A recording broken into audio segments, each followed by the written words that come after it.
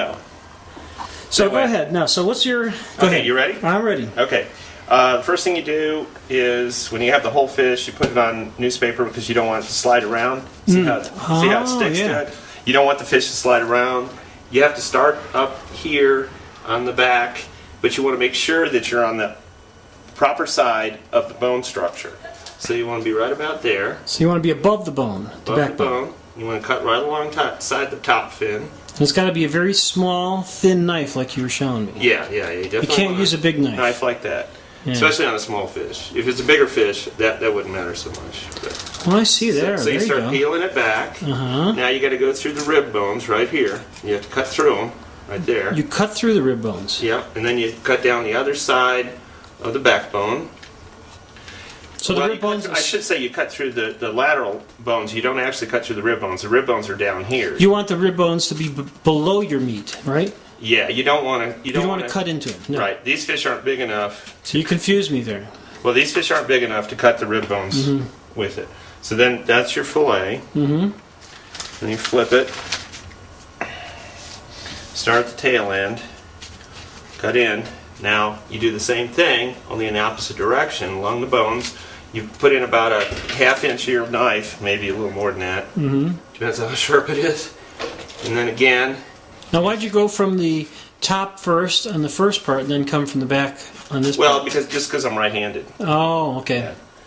So then again, here I'm cutting around the rib bones. So lefty would be opposite. There you go. Yeah, you go the opposite way, right? If you're left-handed, yeah. So then, like this, and I had something happen here that's just what I wanted to show you.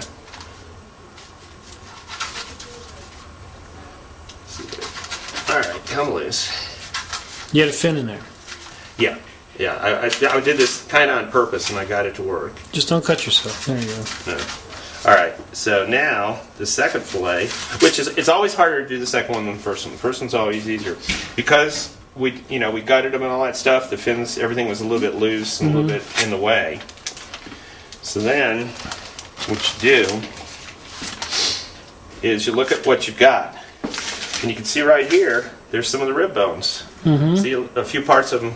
So what you do is you just carefully cut them out like that.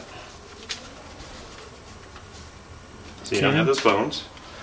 Now, and here's the fin bones back here. So you want to cut through those. Cut those out. And get rid of those too first. All right. Now once you do that, you got the fillets getting ready. You want to go on wood.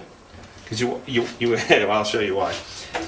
It doesn't have to sit quite as still. And what you gotta do is get your fingernail down in that skin tight, because you want to actually pull the skin tight against the knife. Okay. Okay. So you get your fingernails on it, and you just keep going this way. This is where having a flexible knife is important, because when you push down, the knife flattens out instead of being at an angle. Now the last thing you do is you look for this strip of bones right here, and let me turn it a little bit. I see it. Yeah. You leave it on the skin while you cut it, and you find the little strip, and you cut it, and they're in an angle this way, okay, towards the top of the fish. So you want to get on the other side? I'll get on the other side. Yeah. Okay. So what you do is you run your finger down, you feel the bones, you come down like this. You cut along that side. You can pull it apart a little bit if you want. And then you come down the other side of the bone structure, row, like that. And then you just cut it loose. And you cut the fish right there, and that's your pieces. So you got 3 pieces of meat. You got 3 pieces of meat. And then you toss the bones, toss the skin, and you do it again with the other side. Okay, and I will... And then, well, go on the other side there. That's fine. Because I'm right-handed. So you're gonna... You notice how I'm keeping it close to the edge of the board? So you knife it. So everything can stay level. And again, you keep your... I put my fingernail on it, and I want it to be able to slide. Because if you leave it on the it won't slide. Yes, it won't slide, but it'll sometimes bunch up, and you'll cut right through the skin. And you don't want to do that. So you just want to go like that. And again... You're going to find the bones. Find the bones. Right there. And again, they're at an angle. And it's, you know, it's kind of a shame to lose that meat, but it's better than eating bones. there's no choice. I mean, it's either that or you're gonna eat the bones. I don't like bones in trout. That's why I always throw them back. Yeah. That's why I don't pay attention to the fishing orders, because if you throw them all back, then it doesn't matter. There's no limit. Ta-da. So that's it. Okay. So then you just rinse them off, dry them good, and then you stick them in the. And that's what your paper towels are for, huh? Yeah, exactly. And then when you're rinsing them off, you feel them like there was a rib bone right there.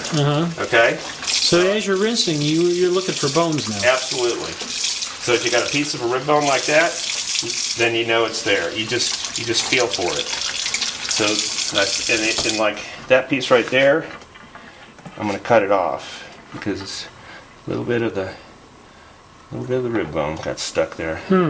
That happens. See, and the reason it happens is that these are soft fish, and that's one good thing about it is you can run them through your fingers and you can feel it. Bones. Now, is this piece a good piece here? Or? Oh, yeah, it's a good piece.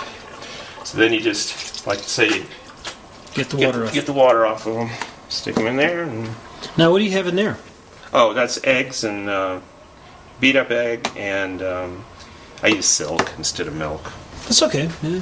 So healthier for you. Yeah, exactly. So that's it. And then use breadcrumbs, Kellogg's. Oh, you want to do cornflake that part too? crumbs. You want me to do that part? Well, that's okay. You just put crumbs on it then, right? And season. Well, there's a method. There's a method. Oh, we'll wait till we're ready.